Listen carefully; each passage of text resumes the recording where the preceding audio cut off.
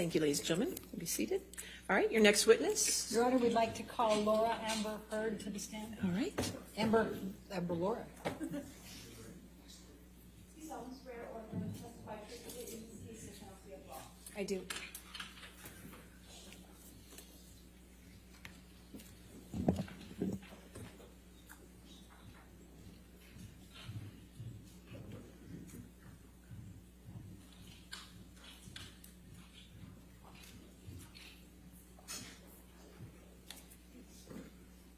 All right, thank you.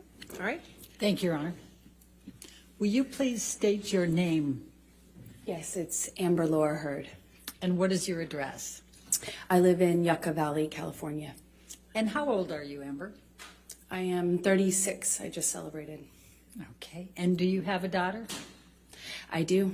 She also celebrated her birthday recently. She's 1. Okay. And what is your profession? I am an actor, mostly. Okay.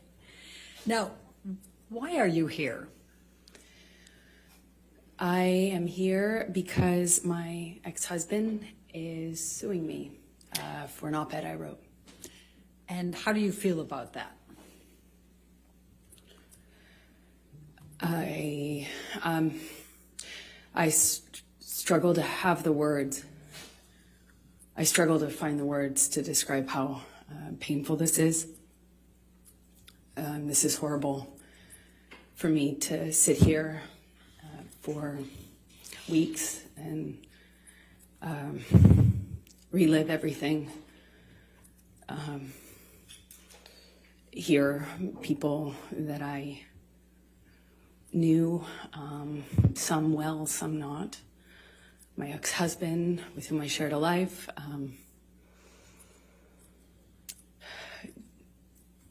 speak about our lives in the way that they have. This is the most painful and difficult thing I've ever gone through, for sure. Now, there was a trial in the UK in July of 2020 where Mr. Depp had sued the Sun newspaper and Dan Wooten. Do you recall that? Yes. And what was your level of participation in that lawsuit, in that trial? Well, I was not party to that lawsuit. I was a witness, I suppose the primary witness, since it dealt with the truth of the relationship that I shared with Johnny. And what, if any, role did you have to play with respect to, for example, witness statements and testifying? Objection, compound. I said, for example. Overruled. I had to write, I think I gave 7 witness statements under oath testimony. I sat on the stand for 4 days under mostly cross-examination.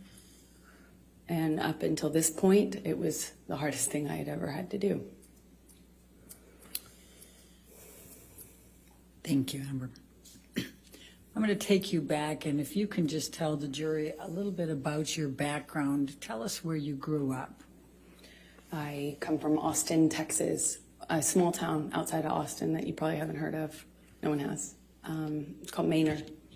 And I was raised by my mother and my father, and I grew up with a little sister, although I have a big sister as well. And your little sister's name is? Her name is Whit Heard. And how much of an age difference is there between the two of you? Whitney and I are about 1 year, I think we're 16 months apart, so right next to each other. And what did your father do for a living? My father broke horses and did construction, he painted houses, and hunted and fished, but that was for fun. And what did your mom do? She worked for the state of Texas. Let me just, since you talked about the breaking horses, can you just tell the jury what your role is in assisting your dad on that and what is involved in breaking horses? Objection, leading. can you just tell me about? Overruled. Good. You just got to stay on, basically. I would help him. I was more of a crash test dummy. You know, when you train a horse, it's a wild animal. It doesn't necessarily like to be ridden. And there are people out there who are crazy enough, like my dad, to pick that as a profession, I guess. And he was really good with horses, and I was the son he never had, so it was my job to, you know, stay on. And what, if anything, did you learn from your father about how to react to the horses? Well, with training horses, I guess the key things are to not show fear, not get intimidated, not show fear, be tough and calm. Tell the jury a little bit about your educational background during those growing up years and your work experience. I worked any job that I could from the time I was really young. I wanted to get out of Texas and do something with my life and see things and do things. So I was in school and really pushed myself to, I just always pushed myself to be able to accelerate the process. I wanted to, you know, get out of school as fast as I could, and I wanted to do more things with my life than stay in Texas. So what types of things, so where did you go to school when you were younger? I was a scholarship kid at a Catholic school growing up, several different Catholic schools, but they were always in the other, you know, on the other side of town, in the wealthier part of town. And I grew up quite working class, and thankfully with, you know, as long as I maintained an A average, I enjoyed the benefit of a scholarship, and I did that until I realized that I could take my GED and SATs early, and I did that and placed out of school and effectively left school at 16 years old, I believe. And what did you do for work during those younger years? I took any job that I could. I worked at my father's construction company, sometimes, you know, just administrative stuff. I mean, it was a small company. But I answered phones, and I worked at a modeling agency that was also, you know, offered photography classes, makeup classes, hair and makeup classes for people that were pursuing a career in entertainment. And I started taking classes that I paid for by working there, effectively as a trade. And I eventually worked there long enough to be able to pay for my headshots, which are the pictures that you use in the industry to promote yourself, you know, in whatever, acting, modeling, or both. Okay. And what, if any, charitable work did you do when you were still young? It started off as a requirement for the school I went to, and then I liked it so much, I think, because it meant I wasn't at home, and that was important to me, is just to not spend time at home. And I really loved meeting people, so I worked at the soup kitchen every morning before school, during the school year, for about 4 years. I didn't go on weekends, but on weekends I would do various things. Worked at children's museums, typically, because they would work with younger volunteers, and mostly soup kitchens and things involving children. I worked at with deaf kids for a while, and yeah, I love it.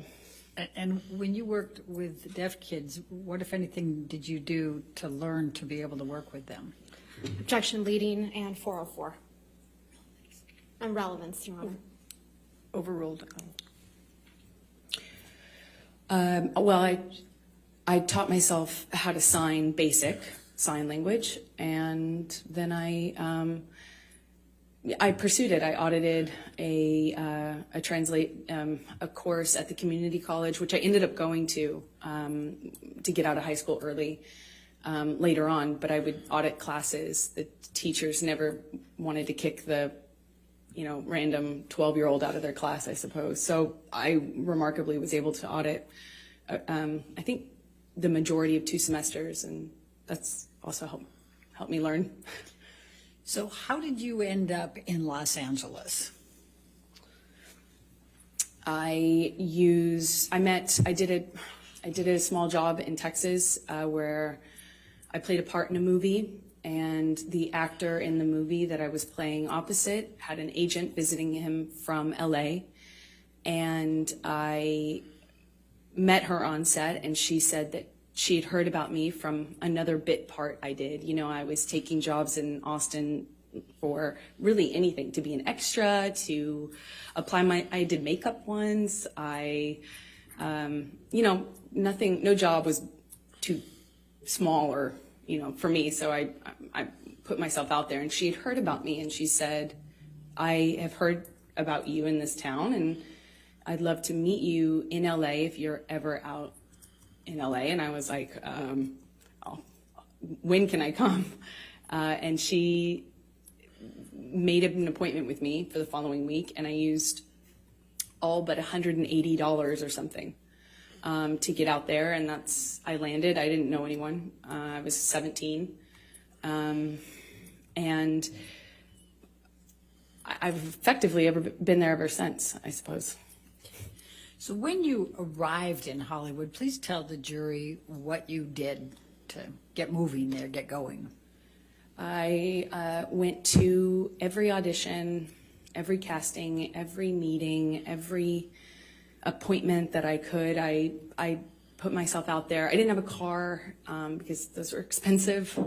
So I took the bus around LA. It was before smartphones. I had a Thomas guide in my bag and a change of tank tops. Not that it mattered, but I went to about 10 auditions sometimes a day, and would change clothes if I needed to in the back of the bus I was taking, and I just hustled from one audition to the other. And I got a bit part on one thing, and then I got a bit part on another thing, and then eventually my roles kind of became more important or bigger, and it's been a slow progression, I guess, since then, of doing either tiny bit parts in bigger movies or doing, larger roles in movies that no one would see. And I guess, it still is kind of like that. So I'm going to ask you to go from 2002 to 2009. If you could just describe for the jury a little bit what types of parts you had. I think they've indicated you have not been well known here in this courtroom compared to Mr. Depp. So perhaps just take them through a little bit of that. Yeah, that's fair. I did small roles in big films like Zombieland and Pineapple Express and movies that were well known. My first one was Friday Night Lights. But again, I had small roles in those bigger films. And then I would do larger roles in kind of smaller films. Like I did a project where I was the lead in a John Carpenter film, and he came out of retirement to do that.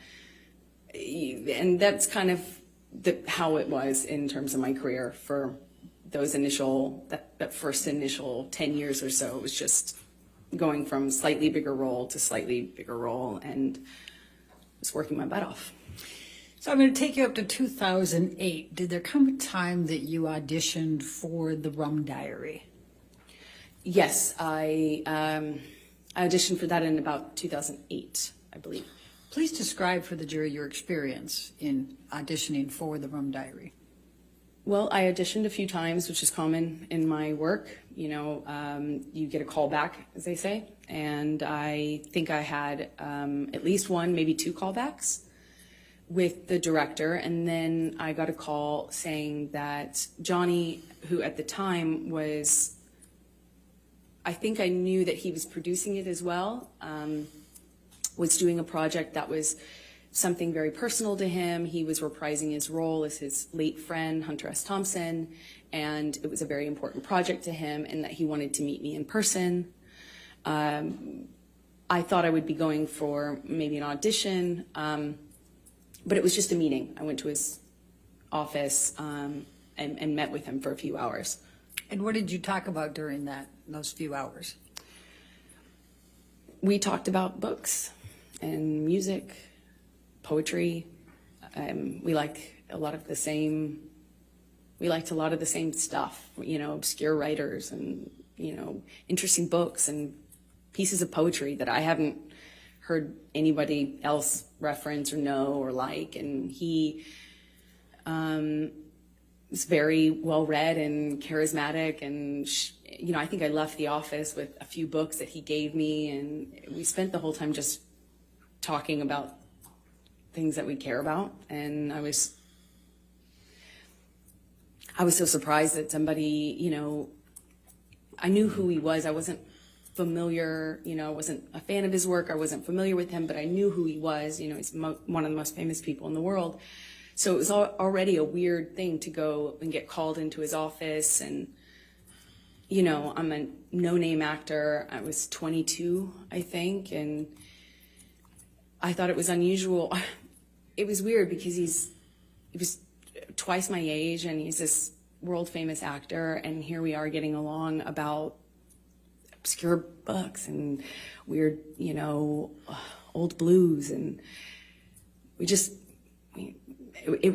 I thought it was remarkable. I just hadn't really, I thought it was unusual and remarkable. I left there just feeling like, wow. So did there come a time that you learned that you were going to be cast for the role in The Rum Diary? Yes, a few days later, my agent said that Johnny's going to call you. We gave him your phone number.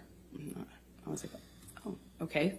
And shortly after, my phone rings, I pick it up, and I hear, this like deep voice on the other line, and he said, "You got you're it, kid.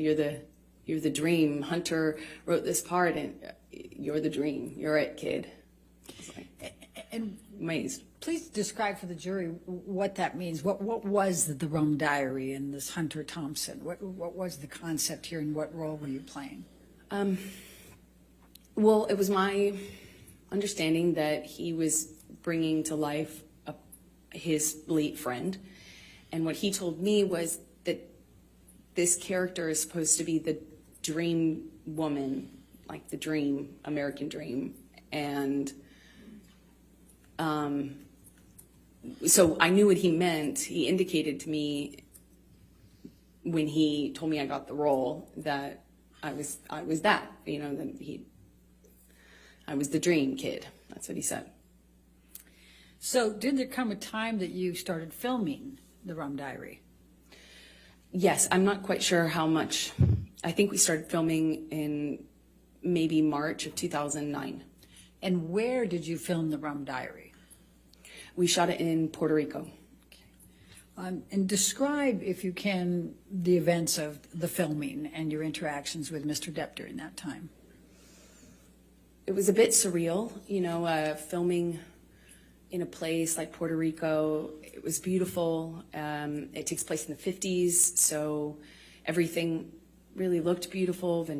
Cars and clothing, the music. It was a very colorful shoot in general. I couldn't have asked for, a better scenario. I was on film. I was on set, reading my books, and occasionally Johnny would talk to me, and then he started to be really kind to me, like more open with me.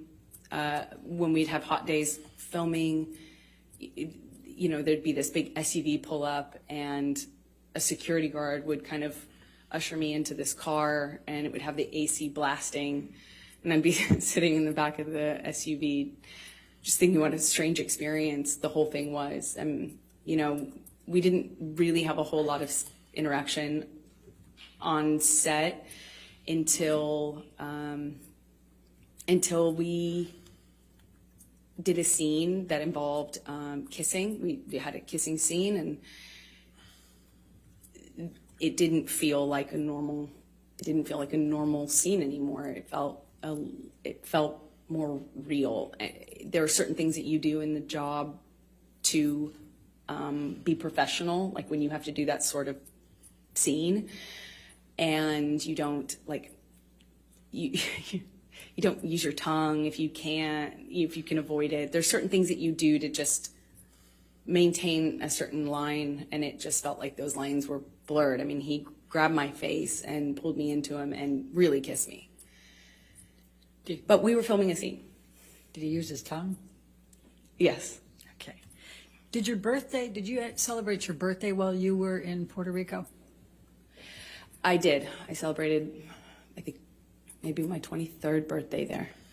And what, if anything, did Mr. Depp do for your birthday?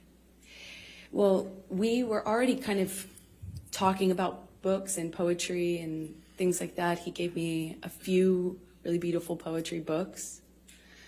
And he gave me a bicycle, like a vintage bicycle, because at the time I was riding around on a bike, and I had a lot of time off since I was a smaller role in the movie. And yeah, I think that was it.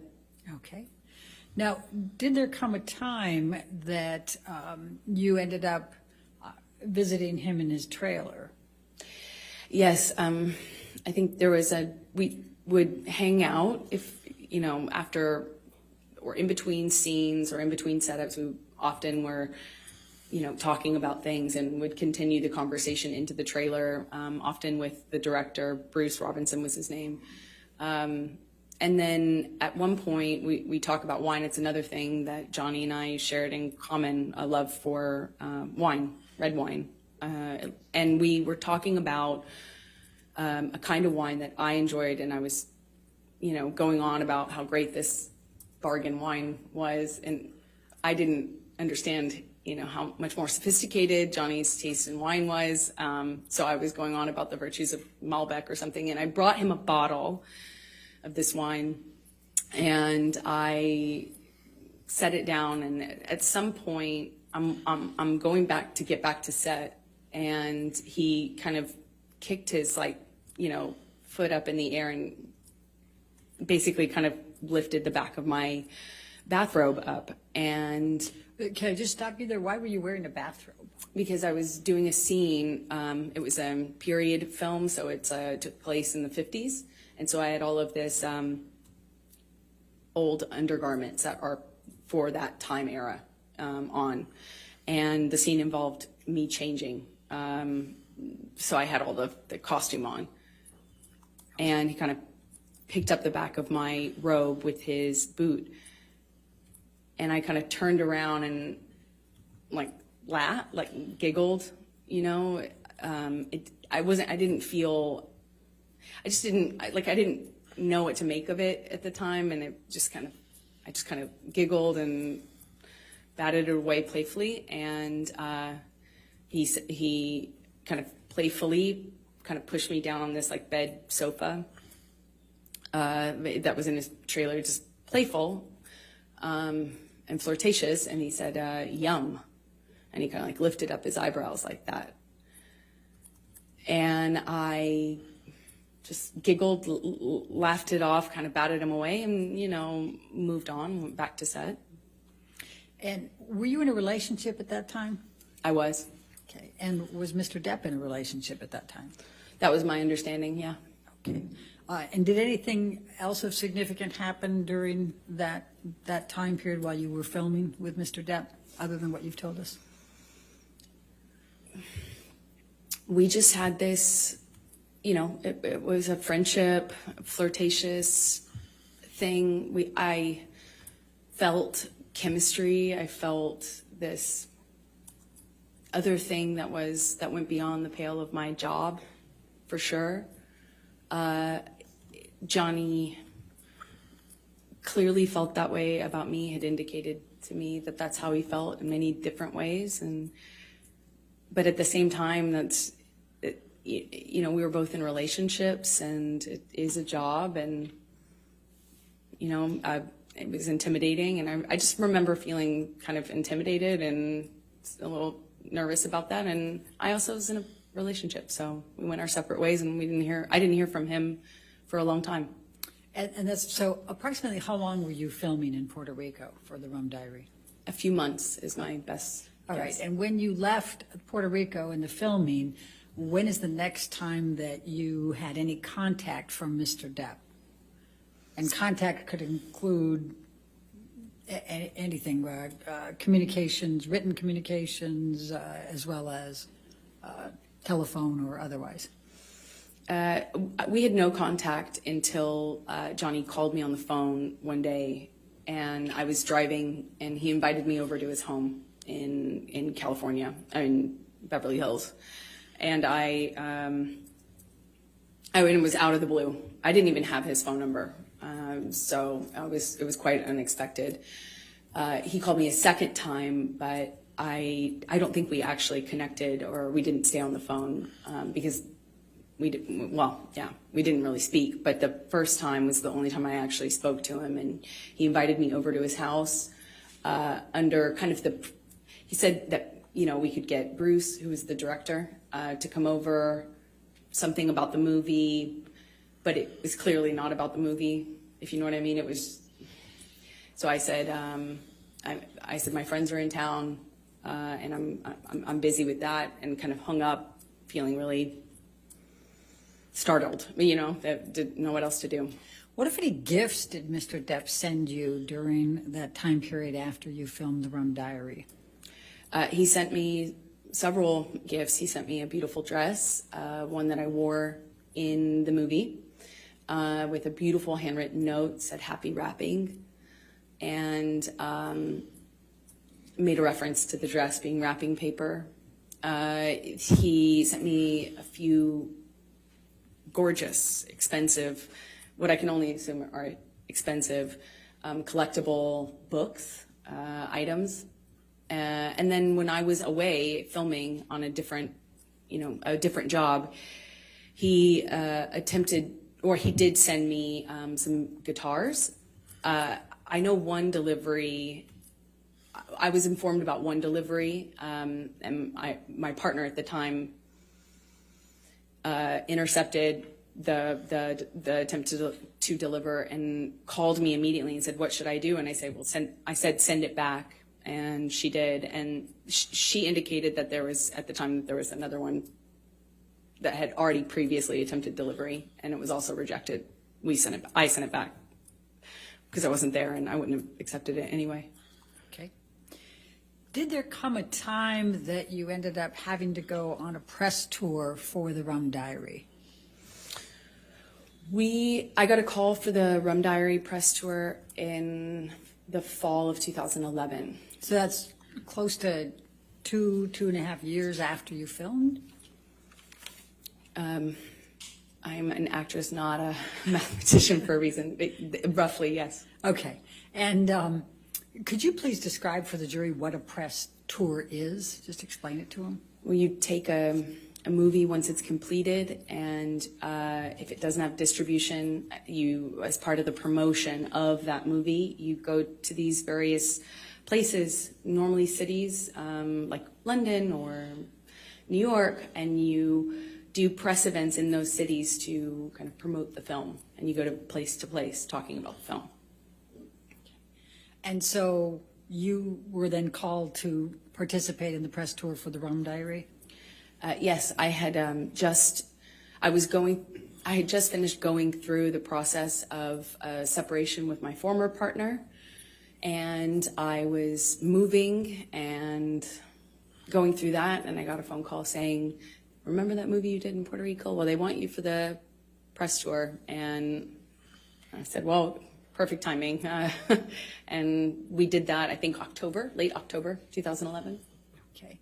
So describe for the jury your interactions with Mr. Depp during the press tour.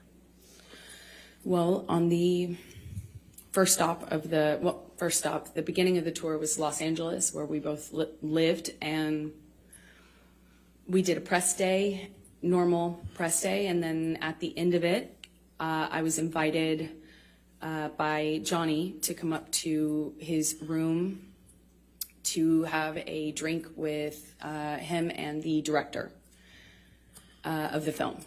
And I went up to the room to see both him and Bruce, but as soon as I got there, Johnny said Bruce wasn't going to make it. So I stayed.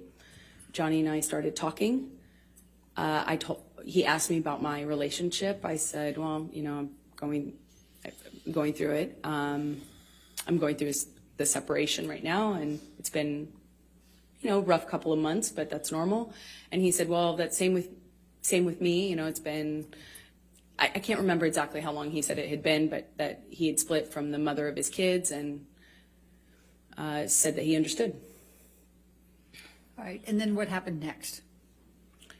Then we drank red wine and continued to talk, and the talking became us, you know, reconnect. You know, it was like reconnection was almost instant. It was just chemistry. It's hard to explain that, but we sat on the couch and we talked, and you know, it felt like there was it felt like there was an electricity to the room, and it's how I felt when I was alone with him anyway. And it was instant again. I was like, whoa. So on the couch, we talked, finished some wine, and then I got up and left. And as I went to leave, he grabbed both sides of my face, similar to what he did in Puerto Rico when we were filming that scene. And he kissed me, and I kissed him back. And what happened next with respect to any relationship with Mr. Depp? Well, then we fell in love. We went on this press tour, and we went. It was a beautiful and strange time. You know, we were flying from one, not together, but you know, going from one city to the next, Europe, New York, Los Angeles, as I said, and we're just traveling around talking about this movie that we did together, that we participated in together, and we were falling in love. I mean, it was just, you know, at the first dinner in London, he sat me next to me. You know, he produced the film and was a part of controlling the film and was responsible for different things than I was as an actor having a small part in it. And we went on this press tour, and I think in London he had me sat next to him at a dinner, and then we ended up spending the night together in my hotel room. And for the rest of the press tour, it was on. I'll put it that way. All right. And how long approximately did the press tour go? I don't know exactly how long it lasted. I think, you know, there were press engagements in this city for a few days, and then another city for a few days, and then there was a break, and then there was another press opportunity, I believe. So it was kind of spread out over maybe a month, if I'm guessing. So when you returned to Los Angeles, what, if anything, took place with any relationship with Mr. Depp? Well, once we were back from the press tour, you know, we had this, you know, whirlwind romance kind of just in these like beautiful places all over, and we're falling in love and not able to really show it because the world didn't know about the split between he and his former partner. And of course, as a woman, I was like, is that troubling? You know, and I'd ask him, no, you know, he swore to me that they hadn't even shared a bed for a year, and that they were protecting the kids and not publicizing it. So, or not making it known to the press. And so we kind of had to be a little bit under the radar, not a little bit, we had to be really under the radar. Because as Johnny pointed out, that the world would blame me and call me a homewrecker, even though I had nothing to do with it. So we were secretly dating, and then, you know, it was beautiful.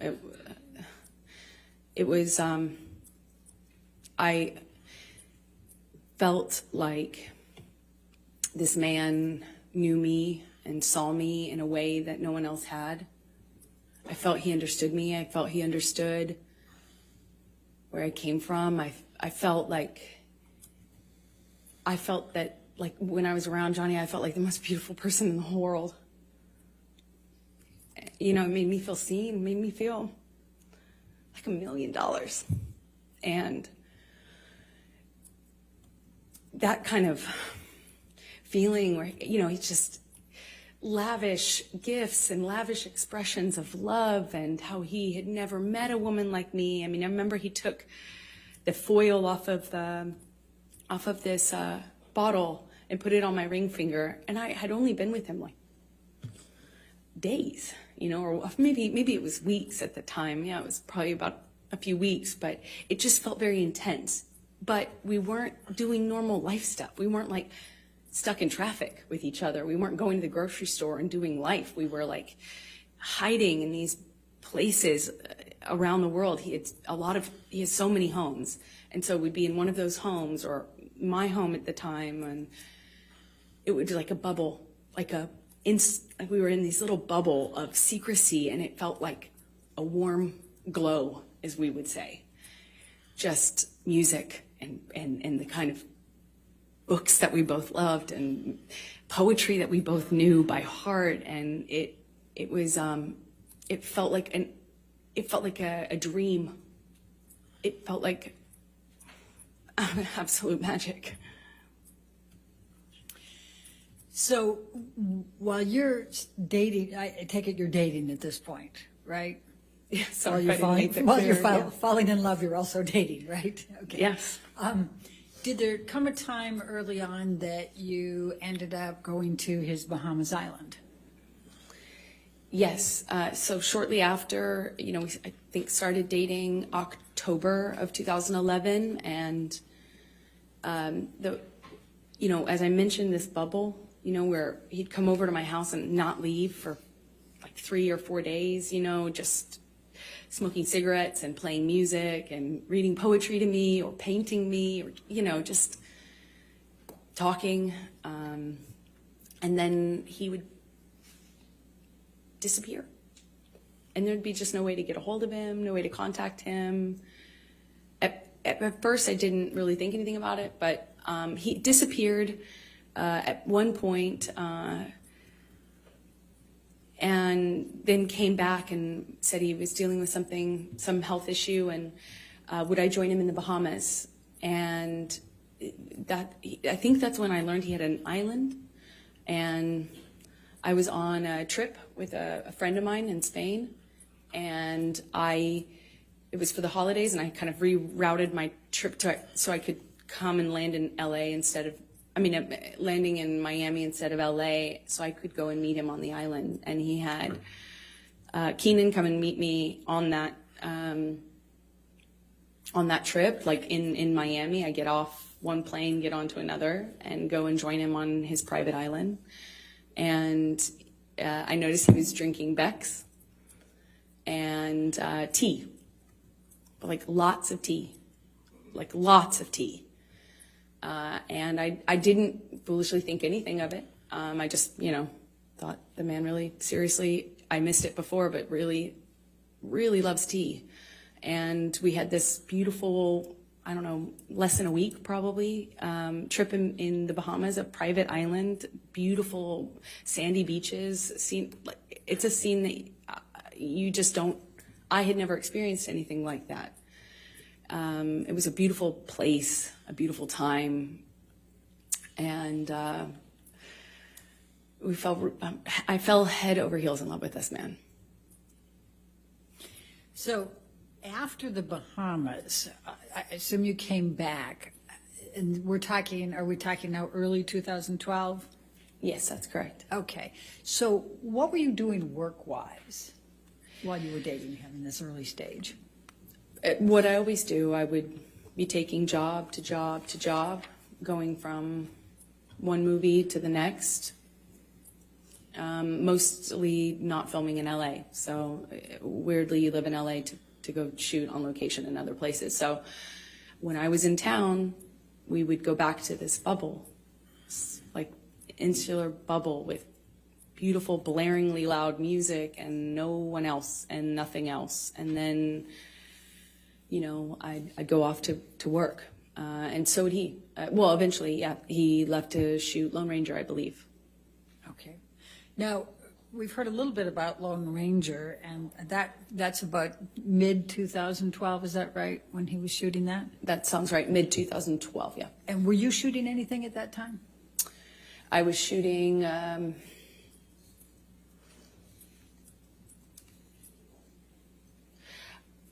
Machete Kills? I believe I was shooting Machete Kills in Austin. I had a small part in a Robert Rodriguez film that shot in Austin. But, you know, I think Johnny was shooting and then having some time off, and there was just a lot of travel, a lot of movement, so. And so what, if any, visiting did you do with Johnny while he was on his set for Lone Ranger, and where was he? Well, he was filming all over the Southwest, and at some point I came to visit him and on one of his locations, and I would stay in the house because I couldn't really, you know, occasionally I would leave with his security guards, but I didn't really have anything to do but visit him for a few days. So I'd cook and kind of stay at home and paint or whatever and wait for him to come home and have dinner ready. And we would have these little bubbles, but kind of scattered throughout the Southwest and as he was filming. And at the time, Johnny had, you know, when I first arrived at one of these locations, it was the first time that Johnny told me that he had had a health issue, something with his liver, and that he wasn't, that's why he was not drinking. He was drinking a lot of tea, like a lot of tea. Okay. And so we've heard a little testimony about boots. What, if anything, did you do to help Johnny with his boots? Well, I mean, I suppose that I took off his boots, and it made an impression on him, and I was happy to, you know, anything I can do to show love. Certainly how I felt about him. But if he wanted to take off his own boots, he certainly could. Did you buy Mr. Depp any knives during that time period? Objection leading. Sustained. What, if anything, did you do with respect to knives during the time period you were with him in the Lone Ranger? Objection leading. What, if anything? Overruled. Johnny had a thing for turquoise, and that eventually, you know, being in the Southwest, it can happen really quickly. I also too really love turquoise, and he has he loved knives. He loves a lot of things. When Johnny loves things, he does it a lot, and lots of it. So he had these daggers that he had given me that they were beautiful in design, and they're, you know, long, curved daggers. And he just talked a lot about knives, had a knife and gun collection, and was quite proud of it. And at some point, I don't really remember exactly when it was, but at some point I picked up what I thought was a really beautiful turquoise handled knife. And I had it engraved with a saying that Johnny would say to me all the time, which I, you know, thought was romantic, as funny as that is to say now. And what was the expression, the saying? Until death, hasta la muerte in Spanish. Now, by the time that you're visiting Mr. Depp during his shooting of Lone Ranger in the June through August 2012 timeframe, what, if any, relationship has he developed with your family? Oh, well, starting really early on, Johnny was so kind, so generous to my family, but especially my mom and dad. He met my dad, and my dad's a big personality. He's a rowdy guy, and Johnny just all of a sudden, I had never noticed, you know, Johnny have a southern, all of a sudden Johnny had this southern accent and was really like buddies with him, and they really seemed to get along very well. There, you know, just like instantly he was giving my dad gifts. He gave him guns. He gave him knives. They had this, I mean, Johnny just really just showered my dad. And my dad's a working man, you know, salt of the earth guy. And he was just like, you know, floored. He's getting all these amazing gifts and being invited to come onto these locations. And, you know, Johnny's this big movie star. And my dad was just like, you know, I think my dad would have married him himself, not if I hadn't. And he just instantly, he gave my mom jewelry, brought her out to come and see me while I was visiting Johnny on Lone Ranger in some part of the Southwest. I think it was Colorado. He gave her this beautiful turquoise necklace, and I mean, they were definitely taken by him. And what, if any, relationship had Mr. Depp forged with Whitney by this time, your sister? I believe the relationship came a little bit later as they got to know each other, but he did the same thing with my sister and just really found a bond with them that, you know, was, it was, you know, he tried to do anything and everything he could to make them feel like special, and they did. You know, my mom, my dad, and my sister. And what, if any, relationships did Mr. Depp form with your friends? Well, Johnny's so generous and can be this really, like, overly generous almost, you know, like showering you with gifts and compliments and just, I mean, like, you know, and he has access and means to really, you know, we're not talking about giving you a card. We're like talking about just these like extravagant trips or these extravagant gestures, and it's a lot. And he did that with my close friends. I relied heavily on my friends and had a pretty strong support network with them, and he really just showered them with generosity and love and light, and invited them to come to these exotic places and flew people here and there. I mean, he's incredibly generous. So going back to the filming of The Lone Ranger, what, if anything, did Mr. Depp do with respect to a horse? Objection leading. What, if anything? Overruled. Johnny at one point insisted on buying me a horse, and I, of course, said that's extravagant.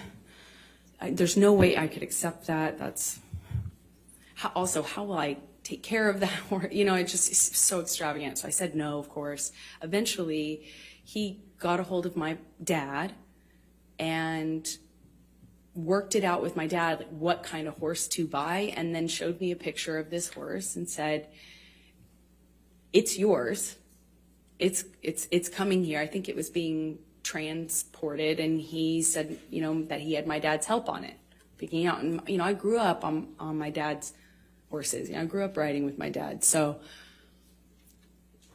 you know, I had resisted for I think about like a month and a half or something of him kind of bringing up the idea and me saying, "That's a crazy gift. No, thank you. No, that's incredibly generous, but I couldn't accept." To all of a sudden I had a cult. So let's take you through 2012 and your relationship. Could you just describe for the jury a little bit about how that relationship evolved through 2012?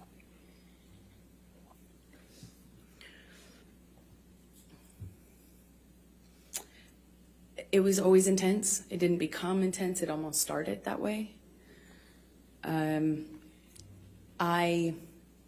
When I was with him, you know, I felt that electricity in my body. I felt like butterflies. I couldn't, you know, I couldn't see straight practically. It was just, you know, I was head over heels in love, and he felt like that to me. He felt like he was also in love. I didn't feel like he was faking it. I felt like what we had, it felt like to me at the time, there wasn't any love like that, you know? I mean, and then he started to kind of do this thing again where he'd disappear and he'd come back. And I remember at first when he first started drinking, I didn't really think much of it, but all of a sudden the behavior kind of started to go in line with the disappearing, and he'd come back and he'd just be different. And I'd say something and he'd accuse me of saying something else or saying it in a different way, or he would, it was mostly my clothing at the time and me working. That was the main thing. Like, I found myself trying to not talk about auditions because it would change the mood so dramatically. I tried to, you know, he would make these comments about, you know, whoring myself out, but do so in the context of me acting, you know, and he would talk about other actresses who do my role in this way where they were worthless whores, that they were, you know, fame hungry, you know, expletive, you know, just this. The point is, it felt really dirty to be an actor. Never mind that he was one. It was dirty that I wanted to do this job that I wanted to do, and I was doing the job of an actress. It was everything every time I was walking out of the house, he would ask me, "That's really what you're wearing, kid? Oh, I see." You know, I wore a dress to an event once, and I felt beautiful in it. Like, stupid as that sounds, I felt pretty in this dress I picked out, and I showed it him because you know, it's a carpet, it's red carpet, so it's like, you know, publicized, and I kind of thought it was weird he wasn't saying anything about it. You know, I left him to go do this red carpet, and I was like, "Did you see the you know, the event I went to?" You know, basically, I felt pretty, and I thought, like, "Did you see that?" You know, I wanted him to say something about that, I guess. And he said, well, this is after he stopped talking to me for some time, didn't tell me why. When he came back in my life, he wouldn't explain why he was acting different. He just kind of acted mad at me and didn't know what I had done wrong. And when I brought up the dress and the event, because it was an event to support a charity I was really involved with at the time, and I said, you know, "Did you see that thing?" And he said, yeah, I think the whole world saw that, kid. That's how they'll remember you. That's how the world will remember you. And I was like, oh, come on. I mean, it's like, but it, you know, I felt good in it. I felt good. And he said, yeah, kid, that's what you're putting out there in the world. No one will ever forget that, and that's all they'll see you as. That's what you wanted. That's what you were going for. You know, my dress was low cut. I get it. It's low cut. But I felt, you know, I felt really embarrassed and horrible that I wore that. I felt like, how could I have made that choice? Of course, you know, he's right. You know, you start to believe it. I started to believe that made a lot of sense, of course. But it didn't stop with that. It was clothing in general. And when I walked out of the house, it wasn't just like, hey, you're not allowed to wear that. It was like, oh, really? That's what you're wearing. No wonder you get cast in those roles. No wonder you that's what you are. That's what you're making it. And it continued. And then there would be a blow up. And at first it was just to throw something, smash some things. It loves to smash up a place, an apartment, furniture is what it started with. Glass. Threw glass at me, and I remember it was summer. And he just threw this glass across the kitchen, and it didn't hit me, but it shattered behind me, and I remember thinking that it like very easily could have hit me. And that, calling me a whore, it didn't start with using the whore word, it was just comments. until it would escalate. And then I started to notice the pattern of escalation where he'd throw glass or turn over a table. Then he would hit the wall, and then he'd hit the wall really close to my head. You know, like when I'm standing there, you know, just hit the wall, screaming at me. But then he would disappear and get clean and sober, and he'd come back and tell me that he was done drinking, he was over it, he was done, cleaned himself up, he had done it before, and he'd do it again. And then he would go back to this, like, wonderful, like, almost like just unreal, like, but real, you know, but unbelievably nice, sensitive, kind, warm, generous, interesting, funny man that I loved. And he would make me feel so loved, like I would feel so distant from that thing that was so scary that I would not even recognize it too. And that was how, you know, our relationship kind of started to develop in that first year. Do you remember the first time that he physically hit you? Yes. Please tell the jury about it.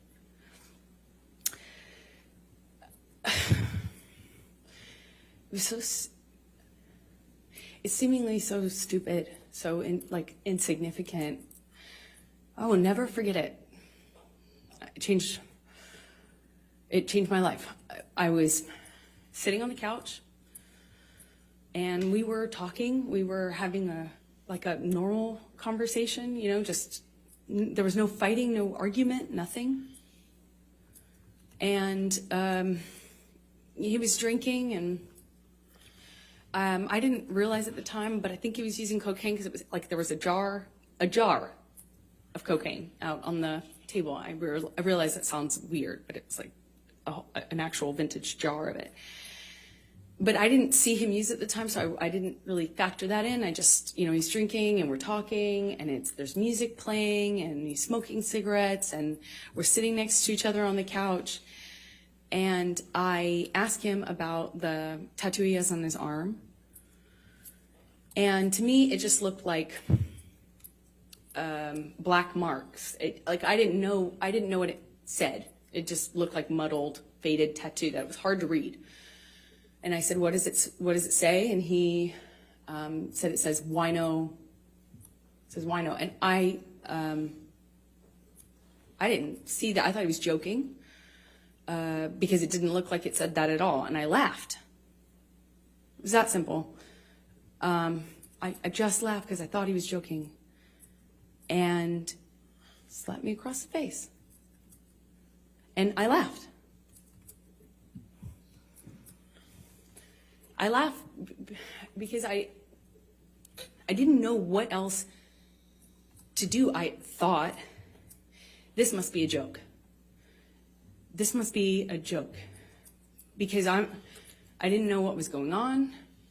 I just stared at him, kind of laughing still, thinking that he was going to start laughing too to tell me it was a joke, but he didn't. He said, "You think it's so funny? You think it's funny, bitch? You think you're a funny bitch?" And he slapped me again.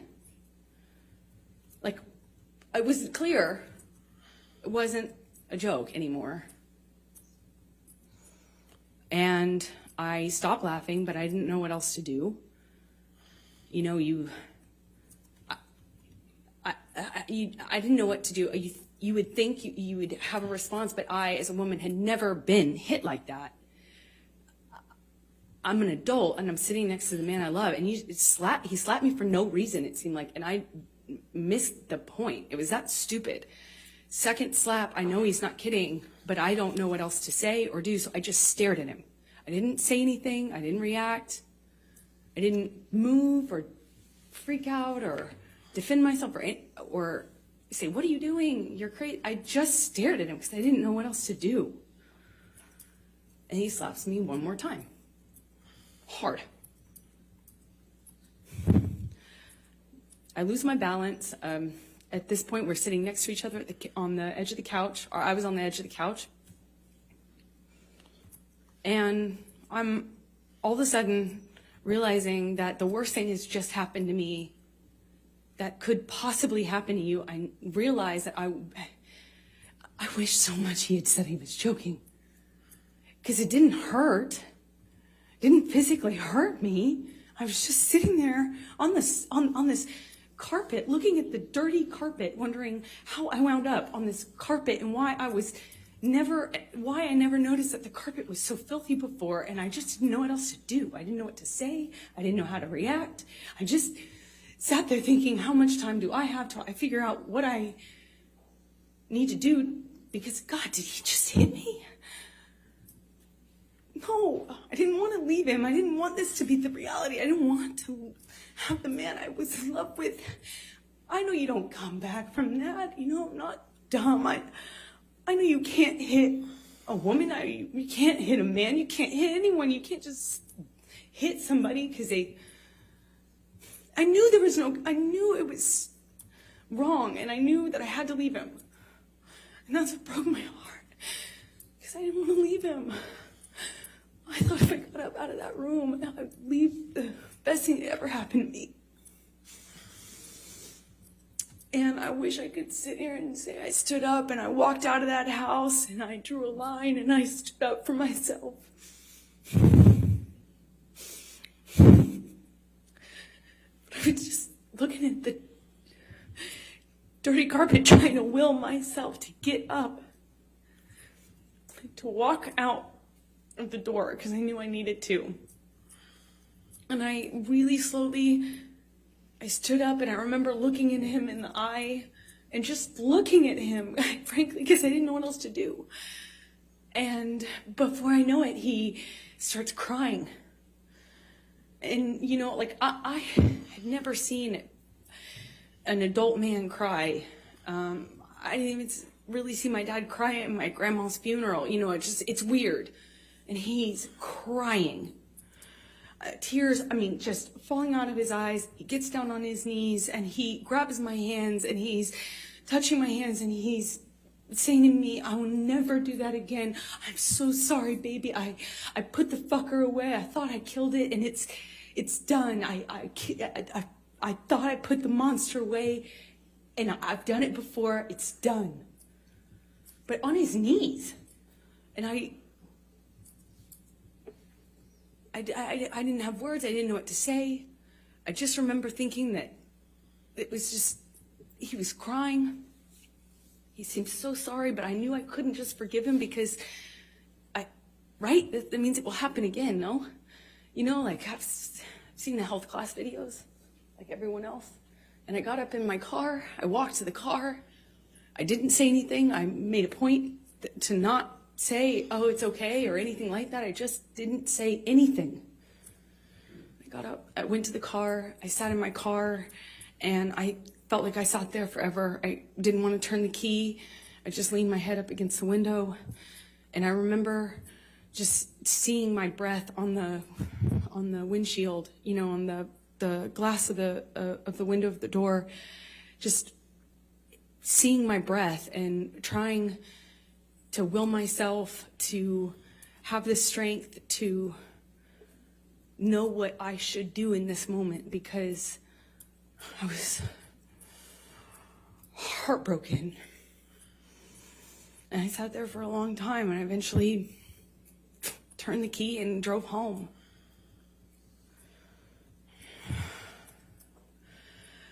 And what did you do after that?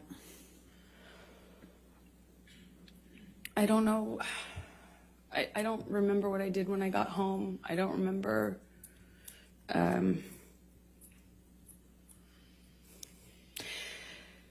I went to my therapist. I told her. Objection, hearsay. I'll sustain it as to what she may have told her. I went home, and a few days later, started getting, I actually don't know how many days later, but I started getting calls and texts from Johnny, you know, apologizing profusely. I mean, just, you know, he said, I'd rather cut my hand off than ever lay it on you or lay it upon you, you know, and he had that way of talking. It felt like poetry. And he showed up to talk, like with the understanding that, you know, he understood I could never forgive him and it was done. So I felt kind of safe in saying, okay, let's have a talk, or, you know, yeah, we'll talk. I think I know I just wanted to see him, and he comes over, brings me gifts. He brought me a couple of cases, actually, of that Vega Sicilia wine that we've heard about, which is a really nice, expensive wine that I could never, at that time, dream of affording, you know. And we talk, and he tells me that he had put this thing away, that I could trust him, that it would never happen again. Of course, it would never happen again. That he'd put this thing away. He'd killed the fucker, is what he said to me over and over again. I put that fucker away. I killed that monster. I'll kill it again. It's done. I'll never lay a hand on you again. And I wanted to believe him, so I chose to. Chose to stay in the relationship.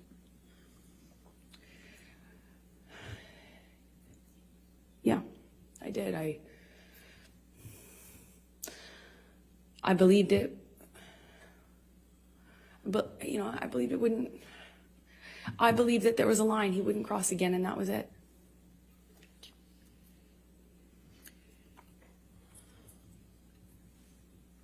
And so you stayed, correct? You stayed in the relationship? Yes. Okay. So, is this a good time? You No, want to do you can keep going a little longer, please. Okay. Thank you. So could you please describe for the jury the evolution of your relationship after that time with Johnny? I don't know how long it was until things got bad again. He did start drinking again.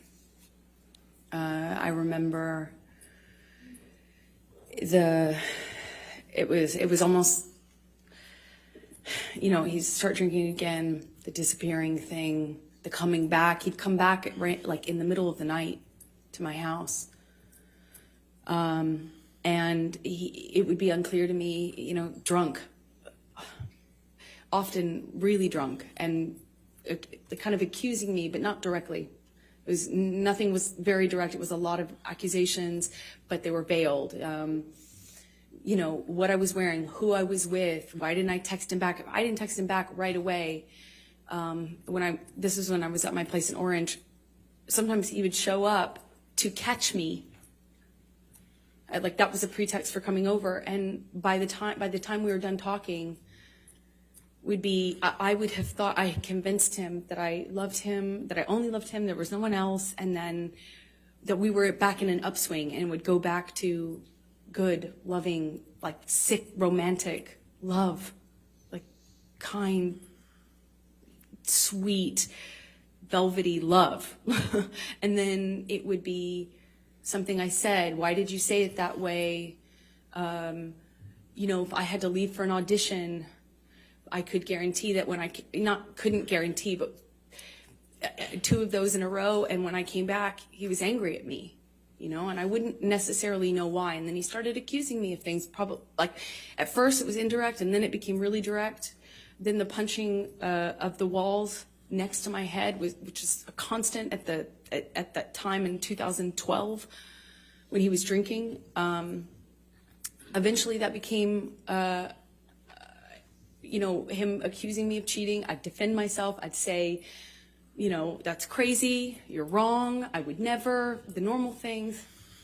And it would escalate to the point where he would push me or shove me down, and then I'd get back up. And this happened several times. That's why it's not more specific, I suppose. When I'd get back up, I'd look him in the eye. I made a point of getting up and looking him in the eye. It's my way of defending myself at that time. And I'd look at him, and he'd ask me if I wanted to go again. and shoved me back down. Eventually, it just hit me. Remember, he hit me in the face when I denied having an affair with my ex-wife, my ex-partner at the time. And he said he had proof. I denied it. And I was walking out of the bedroom, slapped me across the face. I turned to look at him. And I said, Johnny, you hit me. You just hit me. I'm going to ask you, Michelle, can you bring up 1783, please? What number again, please? I'm sorry, What number? defendants 1783? 1783, thank you.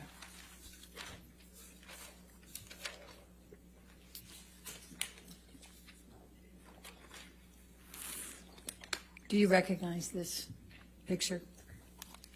Yes, I do. And could you tell us what it is? It's a picture of my face with a note that Johnny left for me by the coffee. Typically is where we'd leave notes like that. And does this accurately depict the scene portrayed? It was one of those scenes. As embarrassing as it sounds now, I don't know which scene this came from. There was a lot. It escalated quickly, fast, and it became. Amber, let me ask it a different way. Thank you. Is this a picture of you? Is it an accurate picture of you? Yes. Your Honor, I'm going to move the admission of 1783. Your Honor, we have an objection. May we Okay, approach? sure.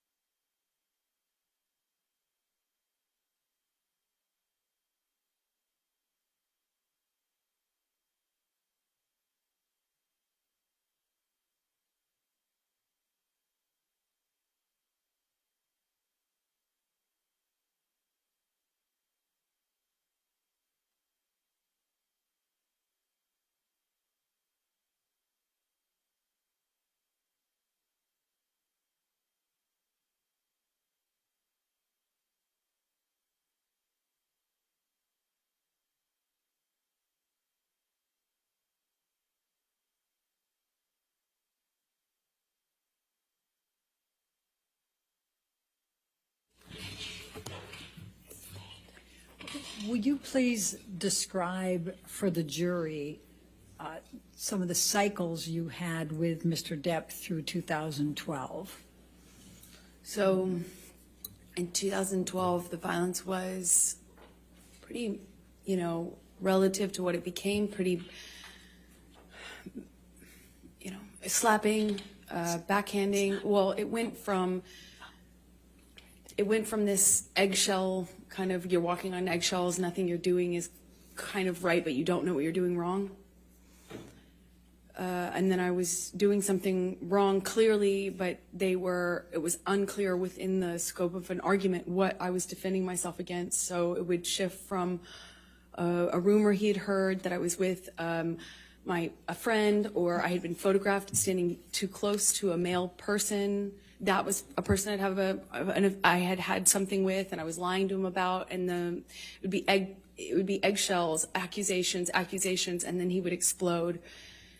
It started with throwing things, destroying the property, and screaming at me. I remember the screaming at me was the worst, because I kind of always felt like I had done, I had to defend myself. I had to tell him so he didn't think these things were true. And sometimes, he would shift accusations while I'm trying to dispel one accusation. He'd start another one, and nothing I could do to calm him down. It seemed like I'd walk away, and that would make it worse.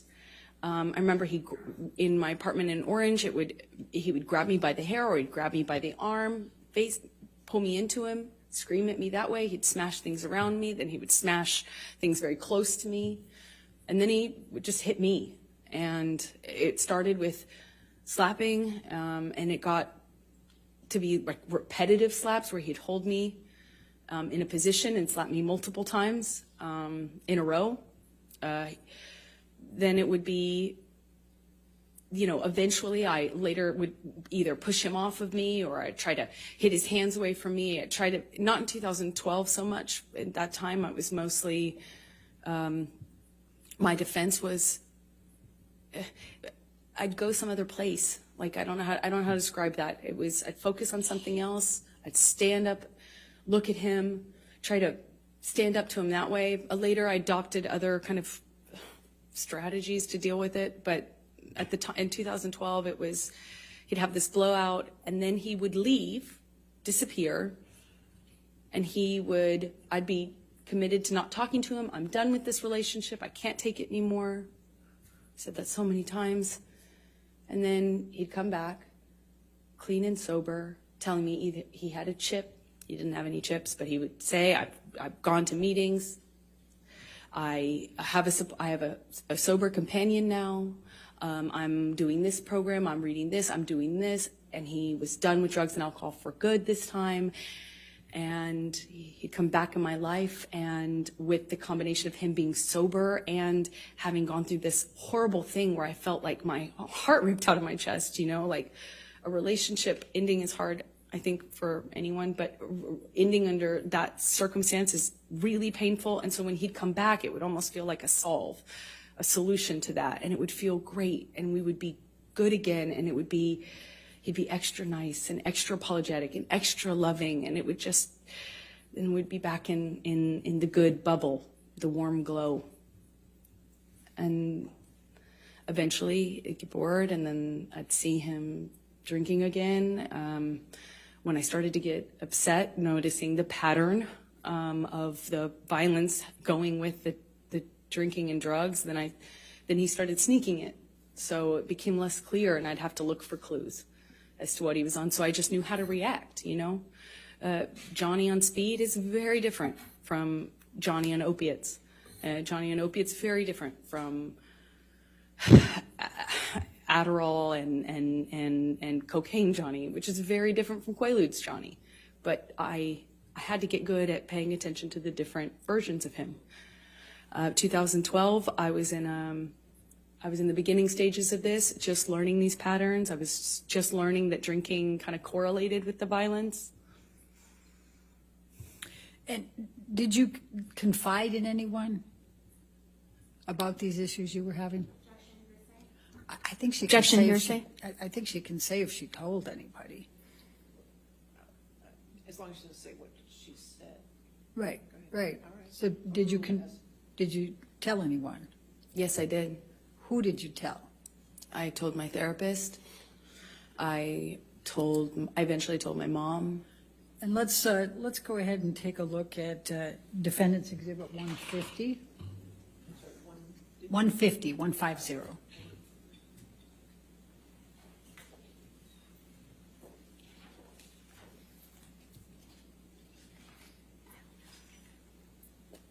Your Honor, I'm going to object on hearsay. Yeah.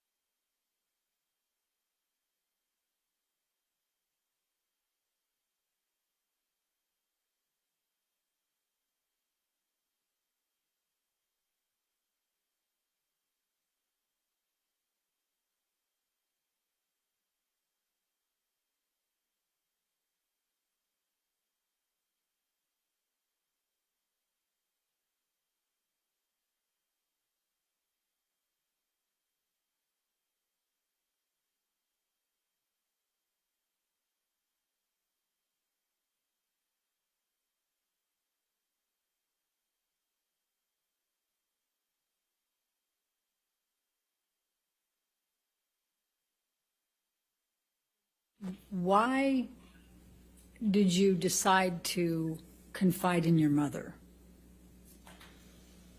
about the issues you were having with Mr. Depp?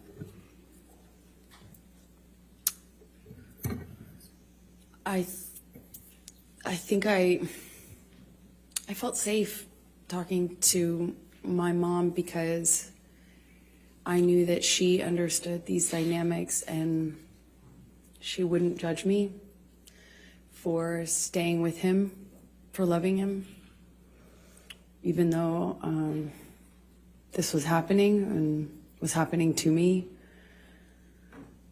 I knew she would understand. And when approximately did you start confiding in your mom about your issues with Mr. Depp and the physical abuse? Objection, hearsay, compound. I sustain as to compound. When did you start confiding in your mother about the abuse you were suffering at the hands of Mr. Depp? I was confiding in her from the very beginning about the abuse, the psychological abuse, the kind of control, the disappearing, the not knowing where he was, then he'd come back and sometimes in the middle of the night, the constant accusations, like that sort of thing. I talked to her about probably from the very beginning. The fact that I was secret, I had to hide. I couldn't tell any of my friends that I was with him for a long time because he told me everyone would blame me for the split with him and his partner. So I had to kind of sneak around and kind of get brought to his house, typically in a secretive way. And then he'd come to mine in a secretive way. And it was just all very, so very isolating. And I confided with her at the very beginning on that sort of thing. And then later opened up to her about some of the violence. I did it gently. First I just wanted to have someone to talk to about how scary it was. The rage and the uncontrolled violence, the rage that this man had, and why it was Objection, pointed Your at Honor, me. hearsay. May we approach, please? Okay.